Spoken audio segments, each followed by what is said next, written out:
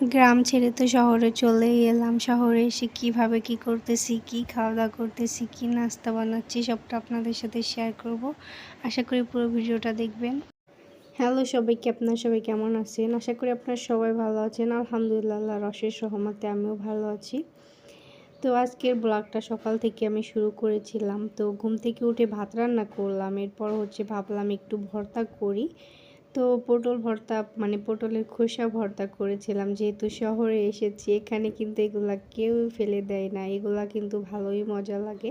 এখানে আমি বাদামটা প্রথমে ভেজে নিলাম। এরপর খোসা ছাড়িয়ে নিলাম। এরপর কাঁচা পেঁয়াজ, রসুন, তারপর শুকনা মরিচ দিয়ে আমি বাদাম ভর্তাটা করে নিলাম। আর এখানে আমি পটলের খোসা ভর্তাটা করে নিলাম। এই ভর্তা যদি হয় সকালবেলা, তাহলে আপনার আর কিছুই লাগবে না। এটা দিয়ে আপনি 2 প্লেট ভাত খেয়ে নিতে পারবেন। অনেক সময় ভাজি, তারপর তরকারির থেকেও এইগুলা ভর্তা বেশি ভালো লাগে। আমার কাছে তো বেশ ভালো লাগে ভর্তা।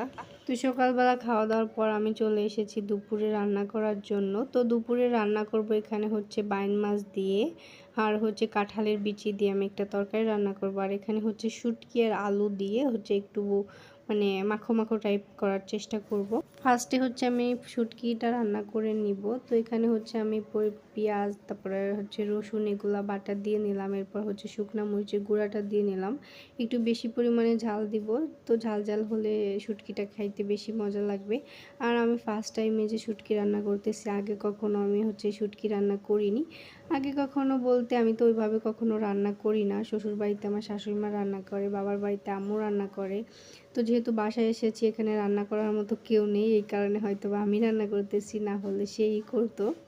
তো এখানে আমি ফার্স্টে মশলাটা খুব সুন্দর মতো কষিয়ে নিলাম। এরপর আমি শুটকিগুলা দিয়ে নিব।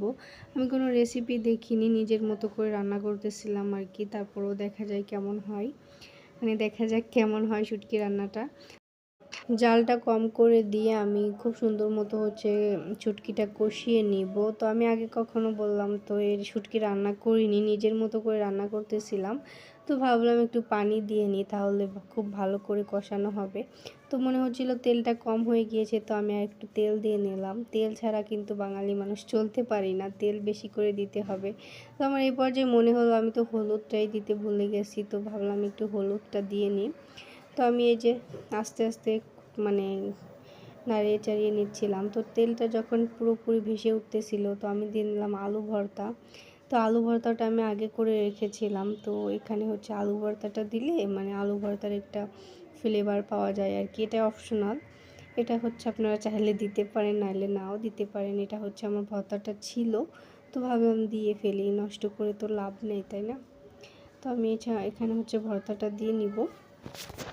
তো ভর্তাটা দিয়ে একটু নাড়িয়ে চাড়িয়ে নিয়ে আমি আগে থেকে যে একটা আলু কুচিয়ে রেখেছিলাম, আলুটাও দিয়ে দিব। তো এই দুইটা এই আলু আর ওই আলু খুব সুন্দর মতো ভাজা ভাজা করে নিব। আর আপনারা যদি চান বাদাম ভর্তার রেসিপিটা, তাহলে আমি ডিসক্রিপশন বক্সে বাদাম ভর্তার রেসিপিটা দিয়ে রাখবো। একদিন খাইলে আপনারা ফ্যান হয়ে যাবেন। মন চাইবে যদি বাদাম ভর্তা পাইতাম, মনে হয় কিছু ভাত খাইতে পারতাম, এরকম। যখন মুখে রুচি হারিয়ে যাবে, তখন আপনারা বাদাম ভর্তাটা খাইতে পারেন, এত মজা।